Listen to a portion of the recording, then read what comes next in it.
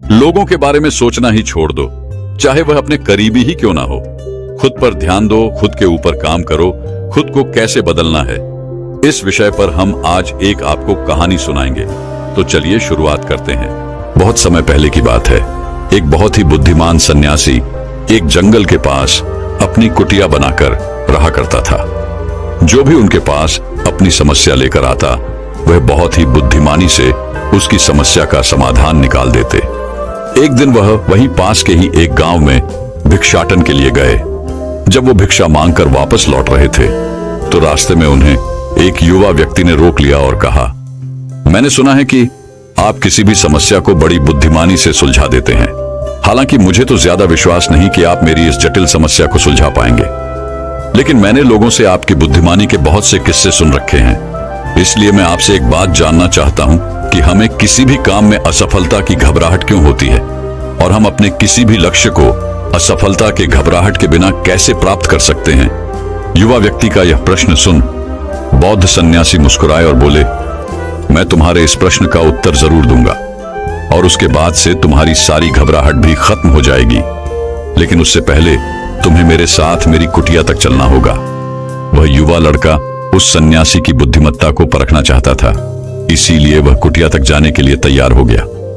इसके बाद वह बौद्ध सन्यासी उस लड़के को अपने जंगल के पास बनी कुटिया में लेकर आए, लेकिन तब तक शाम हो चुकी थी, इसीलिए वह भोजन करके सो गए।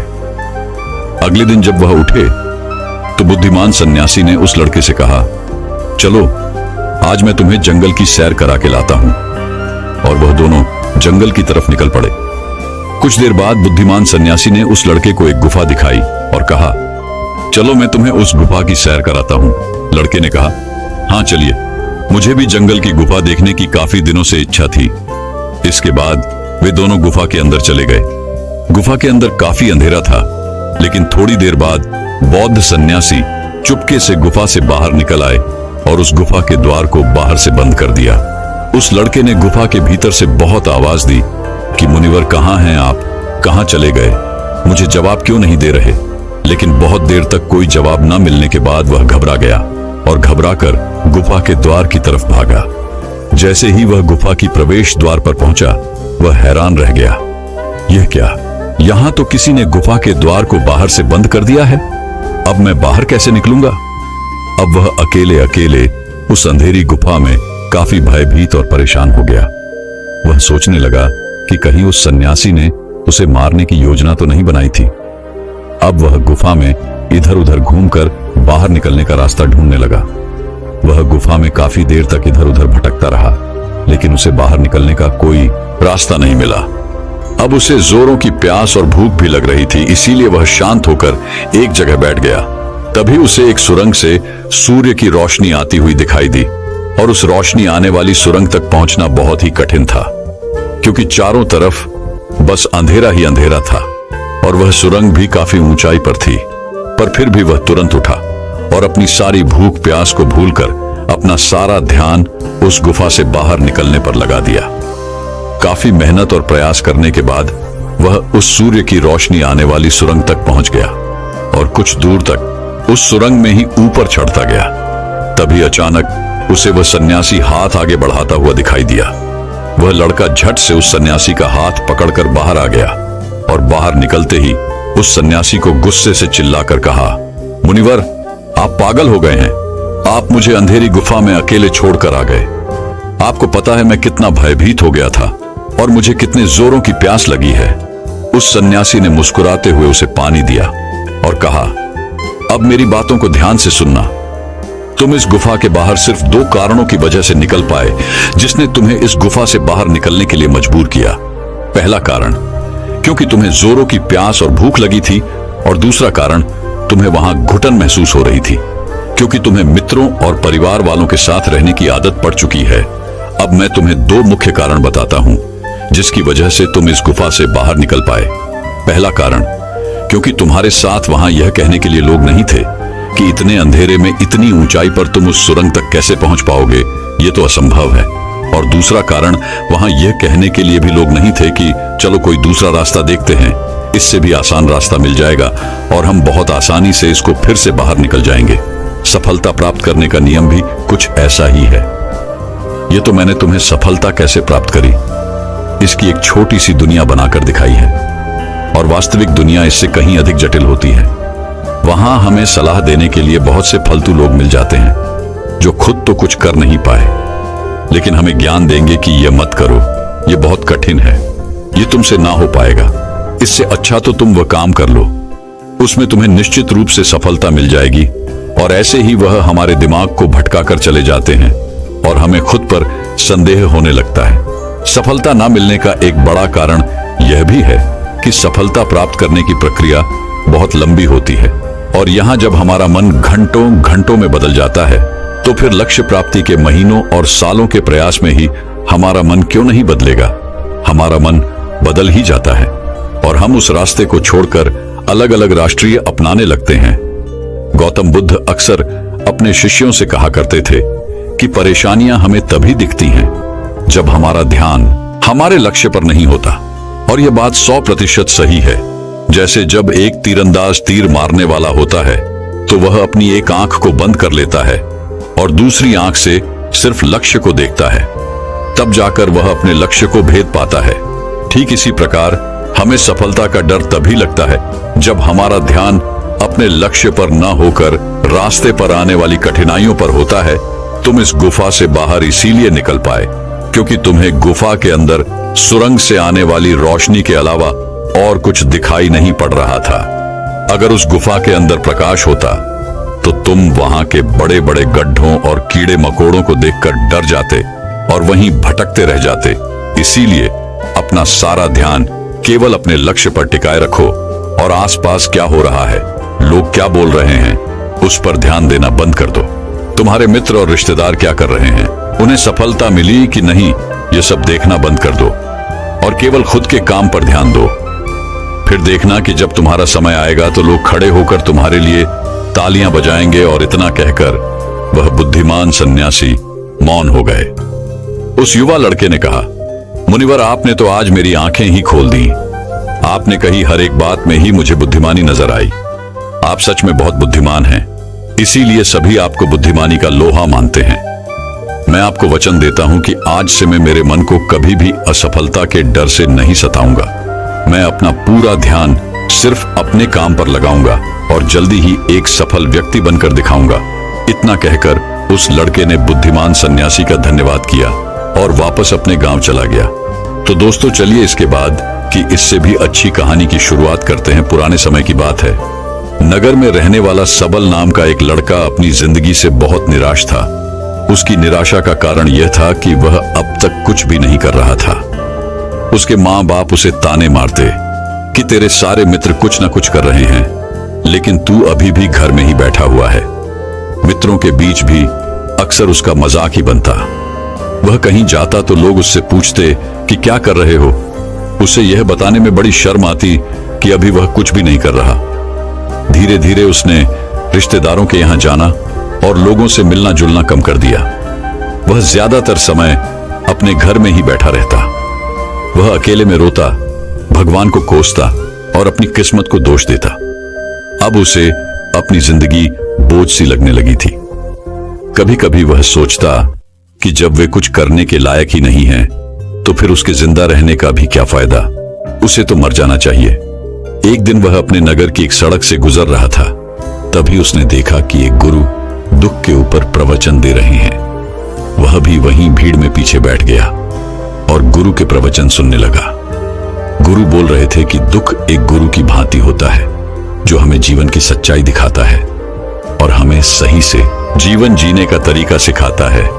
आप चाहें तो अपने दुख रूपी गुरु से जीवन जीना भी सीख सकते हैं और चाहें तो उस दुख में डूबकर बैठकर रो भी सकते हैं।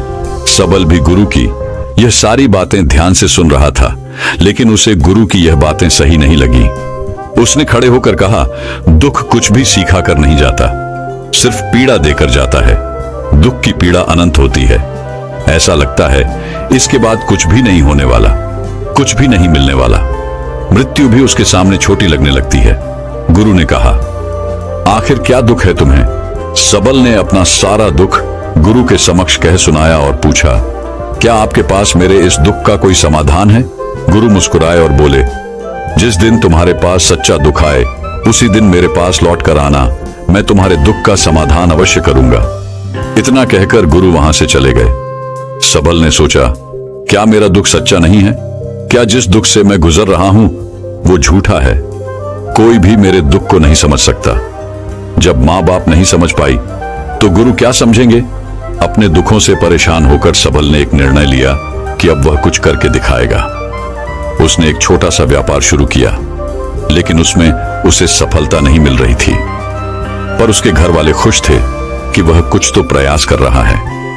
वह अपने व्यापार में जुटा रहा और उसे धीरे धीरे सफलता भी मिलने लगी। फिर उसने रफ्तार पकड़ ली और सिर्फ 3 साल के अंदर ही वह एक बड़ा व्यापारी बन गया। अब सबल के चारों तरफ ऐसे बहुत से लोग थे जो उसकी चिंता करते थे, उसे पसंद करते थे, उसके काम की प्रशंसा करते थे। अब उसके घर वाले भी उसकी प्रशंसा करते नहीं थकते थे। दिन प्रतिदिन उसके मित्रों की संख्या बढ़ती जा रही थी। अब वह अपनी जिंदगी से बहुत ही खुश था। उसके कुछ मित्रों ने उसे सलाह दी कि जब तुम बड़े व्यापारी बनकर इतने खुश हो तो सोचो कि अगर तुम इस नगर के, इस राज्य के सबसे बड़े व्यापारी बन जाओ तो तुम्हारे पास कितना सुख होगा, कितने लोग तुमसे जुड़ना चाहेंगे, तुम्हारा कितना नाम फैलेगा, स्वयं राजा भी तुमसे मित्रता करना चाहेंगे और जरूरत पड़ने पर तुमसे ही धन उधार लेंगे। मित्रों की यह बात सबल के मन में घर कर गई। अब उसने और भी धन कमाने का प्रयास शुरू कर दिया, लेकिन उसे यह सब कुछ बहुत ही जल्दी चाहिए था। वह यह सब कुछ प्राप्त करने में अपना ज्यादा समय बर्बाद नहीं करना चाहता था। इसीलिए उसने ऐसे भी कार्य करने शुरू कर दिए जो उचित नहीं थे। उसने बड़ी मात्रा में अपने मित्रों से धन उधार लेना शुरू कर दिया। ज्यादा मुनाफा कमाने के लालच में अपने सामान में मिलावट करने लगा। उसने दूसरे व्यापारियों के खिलाफ षड्यंत्र भी रचे, उन्हें डराया धमकाया। जैसा जैसा उसके मित्र उससे कहते गए वह वही करता गया। वही इन तरीकों से ज्यादा धन तो कमा रहा था, लेकिन अब उसके जीवन में सुकून ही रह गया था। उसके मन की शांति गायब हो गई थी। उसे रातों में नींद नहीं आती थी। वह किसी उधेड़बुन में लगा रहता था। सुख सदन की सारी वस्तुएं होने के बाद भी उसे किसी में सुख नहीं मिल रहा था। एक दिन सबल अपनी गाड़ी में सवार होकर कहीं जा रहा था। तभी रास्ते में उसे गुरु का आश्रम दिखा। वह रुक गया। वह गुरु के पास जाकर बोला, गुरुदेव, आपने कहा था कि जब तुम्हारे जीवन में सच्चा दुख आए तब मेरे पास आना। अब मैं बहुत दुखी हूं। मेरे रातों की नींद गायब हो गई है। मुझे कहीं सुकून नहीं मिल रहा। इस तरीके से सबल ने अपनी सारी समस्या गुरु के सामने कह सुनाई। गुरु ने कहा, जब तुम मुझसे पहली बार मिले थे तब भी तुम किसी दुख में थे। तुमने उस दुख से क्या सीखा? सबल ने कहा, मैंने सीखा कि सिर्फ सोचने और चिंता करने से कुछ नहीं होता। अपनी सोच को सच करने के लिए कर्म करना पड़ता है, और सिर्फ कर्म करने से भी कुछ नहीं होता। अपने कर्म को अंतिम पड़ाव तक ले जाना भी आवश्यक होता है। चाहे रास्ते में कितनी ही मुश्किलें आए, मन कितना ही निराश हो, कितना ही लगे कि अब आगे कुछ भी नहीं होने वाला, तब भी यह मानकर चलो कि मैं जो भी कर रहा हूं उसमें सफल अवश्य होऊंगा। लोग सिर्फ सफल व्यक्ति को ही सम्मान देते हैं, फिर चाहे कोई कितना ही अच्छा क्यों ना हो, वह लोगों की नजरों में बोझ ही होता है। यह सब सुन गुरु मुस्कुराए और बोले, यह असली दुख नहीं है। जब तुम्हारे जीवन में असली दुख आए तब मेरे पास आना, मैं उसका समाधान अवश्य करूंगा। सबल ने जाते समय गुरु को सोने के सिक्कों से भरा एक घड़ा भेंट किया। घड़ा देखकर गुरु ने कहा, यह मेरे किसी काम का नहीं, इसे उस पेड़ के नीचे गड्ढा खोदकर दफना दो। सबल ने गुरु के कहे अनुसार घड़े को पेड़ के नीचे दफना दिया और वहां से चला गया। कुछ दिनों तक तो व्यापार अच्छी तरक्की कर रहा था, लेकिन गलत व्यापार की वजह से ही धीरे धीरे उस व्यापार में घाटा होने लगा। उसकी सारी धन संपदा धीरे धीरे खत्म होने लगी और एक दिन ऐसा आया जब उसके पास कुछ भी नहीं बचा और वह कर्जे से भर चुका था। लेकिन वह निश्चिंत था क्योंकि उसने सारा कर्ज अपने मित्रों से ही लिया था। वह सोचता था कि उसके मित्र बुरे समय में उसका साथ देंगे, लेकिन ऐसा कुछ भी नहीं हुआ।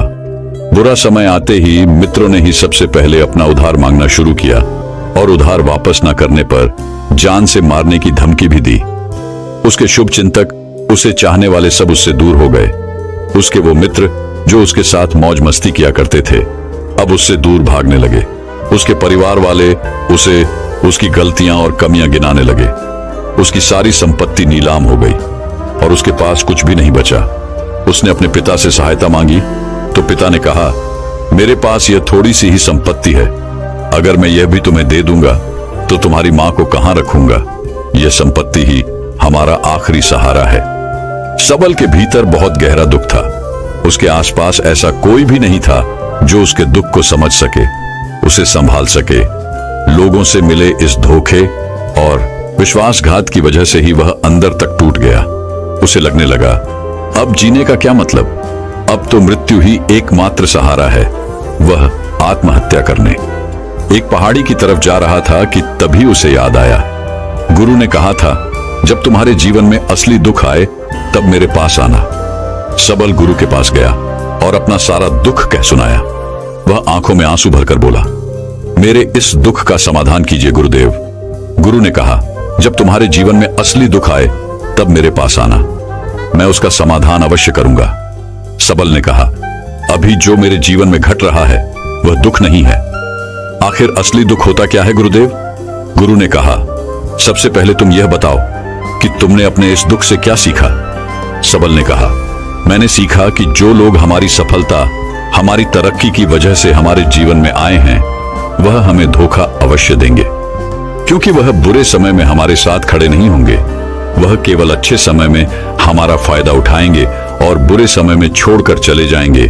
भरोसा केवल उन्हीं लोगों पर करना चाहिए जो हमारे बुरे समय में, असफलता के समय में हमारे साथ खड़े रहते हैं। लेकिन ऐसे लोग बहुत ही कम होते हैं, पर जिसके पास होते हैं उन्हें उनकी कद्र करनी चाहिए, उनका अपमान नहीं करना चाहिए। मैंने यह भी सीखा कि कभी किसी के खिलाफ षड्यंत्र नहीं करना चाहिए। ईमानदारी और धैर्य के साथ अपना काम करना चाहिए और कभी लालच नहीं करनी चाहिए। अपना सारा दुख और अनुभव बताने के बाद सबल आंखों में आंसू भरकर गुरु के सामने बैठा रहा। थोड़ी देर बाद गुरु उठे और उस पेड़ के नीचे गड्ढा खोदकर वह घड़ा बाहर निकाला जो सोने के सिक्कों से भरा हुआ था और उस सबल को दे दिया और कहा, जब तुम्हारे जीवन में असली दुख आए तब मेरे पास आना। सबल ने गुरु को धन्यवाद दिया और उन्हें प्रणाम कर वहां से चला गया। उसने उस घड़े से एक छोटा व्यापार शुरू किया और वह एक छोटा व्यापारी बनकर भी खुश था। उसने पूरी लगन और ईमानदारी से व्यापार किया। देखते ही देखते वह अपने नगर का फिर एक बड़ा व्यापारी बन गया। उसका जीवन खुशियों और सुविधाओं से भर गया। लेकिन कोई कितना भी अच्छा हो, कितना भी अच्छा काम करे, दान करे, लोगों की मदद करे, लेकिन जीवन में दुख तो आता ही है। तो सबल के जीवन में भी दुख आया।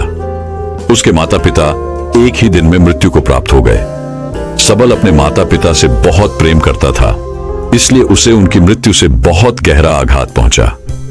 वह उन दोनों के पार्थिव शरीर को शमशान घाट ले गया जहां उनकी अंतिम क्रिया की गई। वहां उसने अपने माता पिता के शरीर को जलते हुए देखा तो उसका मन बेचैन हो गया। उसके अंदर बहुत से प्रश्न उठने लगे। वह घर वापस आया तो उसने अपने माता पिता के घर और संपत्ति को देखा जिसके लिए उसके पिता हमेशा लड़ते रहते थे। आज वो लावारिस पड़ी है। आज उसकी देखरेख करने वाली, उसके लिए लड़ने वाली इस दुनिया से ही चले गए। उसके पिता ने जो भी कमाया था, जो भी बनाया था, वह सब यही रह गया था। एक दिन पहले तक किसी से भी अपनी संपत्ति के लिए लड़ जाने वाले उसके पिता आज खुद इस दुनिया से अलविदा हो गए थे। उसका मन इसी तरह के अनेक विचारों के बवंडर में फंसा हुआ था। उसे अंदर से अकेलापन और डर महसूस हो रहा था। उसे कुछ खालीपन सा महसूस हो रहा था। उसे लग रहा था कुछ तो है जिसे वो समझ नहीं पा रहा। इसीलिए वो गुरु के पास गया। उसे देखते ही गुरु ने कहा, क्या जीवन में कोई दुख है? सबल ने कहा, वैसे तो जीवन में कोई दुख नहीं है गुरुदेव, सब सुख है, सब अच्छा चल रहा है। लेकिन आज मेरे माता पिता की मृत्यु हो गई। इस घटना से मेरा मन बहुत दुखी और बेचैन है। गुरु ने कहा, इसमें दुखी होने वाली कौन सी बात है? एक दिन तो सभी के प्रियजनों को मरना ही है। हमेशा जीवित न तो कोई रहा है और न ही कोई रहेगा। एक दिन तो तुम्हें भी मरना ही है। हो सकता है कल ही मर जाओ या आज भी मर सकते हो। सबल ने कहा, यह आप क्या कह रहे हैं गुरुदेव कि मैं भी मर जाऊंगा? पर मैं तो अभी जवान हूं, गुरु ने कहा। इस भ्रम में तो सभी जी रहे हैं कि मृत्यु दूसरों को आती है, बूढ़ों को आती है, लेकिन बूढ़ों के सामने ही जवान मर जाते हैं, बच्चे मर जाते हैं। मृत्यु का किसी की उम्र से कोई संबंध नहीं, यह तो सबको अपना शिकार बना लेती है। गुरु की यह बातें सबल के मन में घर कर गई और वह चुपचाप वहां से चला गया। लेकिन उसका मन अभी बेचैन था, अब भी अशांत था। वह कुछ खालीपन सा महसूस कर रहा था। वह पूरे दिन अपने बारे में ही सोचता रहता कि वह कौन है, इस दुनिया में क्यों आया है, क्या सिर्फ चीजों का प्रयोग करना और मरना ही जीवन का लक्ष्य है। ऐसे ही बहुत से प्रश्न उसके मन में लगातार उठ रहे थे, लेकिन उसे अपने किसी भी प्रश्न का उत्तर नहीं मिल पा रहा था और उसका दुख दिन प्रतिदिन बढ़ता जा रहा था।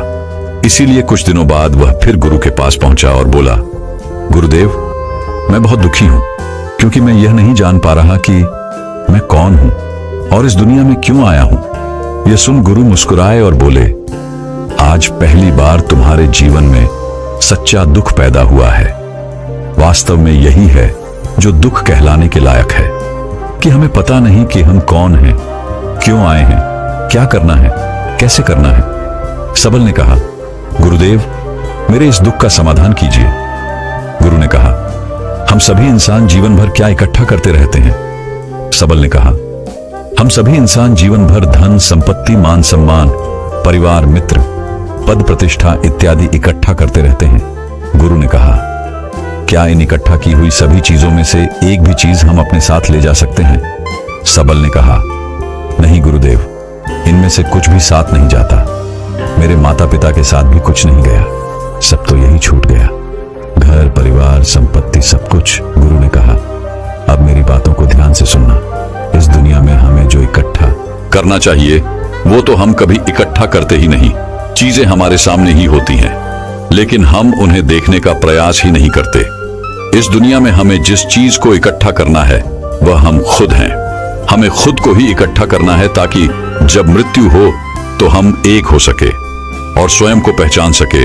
हम भीतर से बटे हुए हैं, प्रेम में, नफरत में, क्रोध में, जलन में, क्रूरता में, धन में, संपत्ति में, पद में, प्रतिष्ठा में, मान में, पहचान में, धर्म में, जाति में। ऐसे ही सैकड़ों हजारों चीजों और वासनाओं में हम बटे हुए हैं। हम टुकड़ों में जीवन जी रहे हैं। इस बंटवारे की वजह से हमारी चेतना कभी एक नहीं हो पाती। हमारी चेतना शक्ति बिखर गई है, इसलिए हमारे पास इतना भी समय नहीं है, इतनी भी ऊर्जा नहीं है कि हम मुड़कर एक बार अपने भीतर देख सकें। वास्तव में जिस धन की कमी, सुविधाओं की कमी, मान सम्मान की कमी को लोग दुख समझते हैं और जीवन भर उसे दुख दुख बोलकर रोते रहते हैं और उनका समाधान खोजने का प्रयास करते रहते हैं, उन्हें उसका समाधान कभी मिलेगा ही नहीं। क्योंकि जिन्हें लोग दुख कहते हैं वो असली दुख है ही नहीं। वो तो सिर्फ इंसान की चाहत है, उसकी इच्छा है, जिसकी पूर्ति कभी नहीं की जा सकती। इसीलिए यहां व्यक्ति को ऐसे दुखों का कभी समाधान मिला ही नहीं।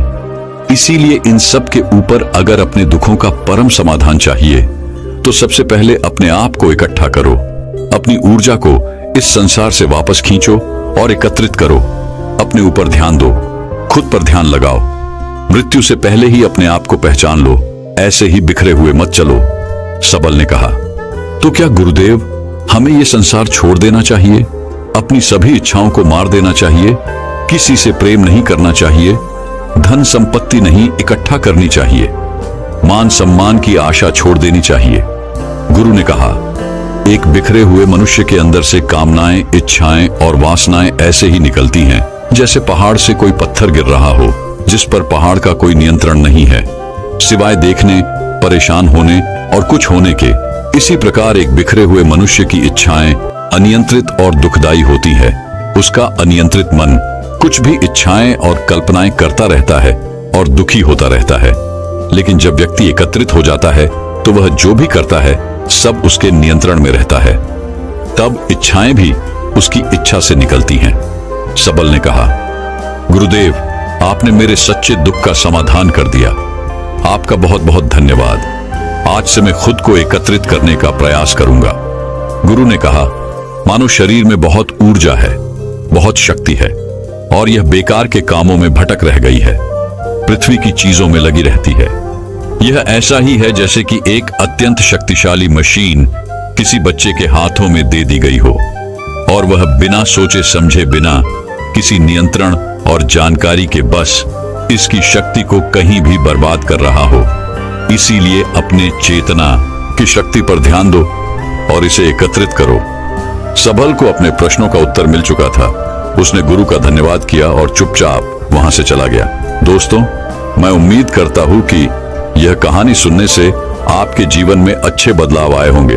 आपको इस वीडियो से क्या सीखने मिला, ये कमेंट करके जरूर बताएं और अपने परिवार, दोस्तों या आपके करीबी इंसान के साथ ये कहानी शेयर करके उन्हें भी इस ज्ञान से परिचित करवाएं।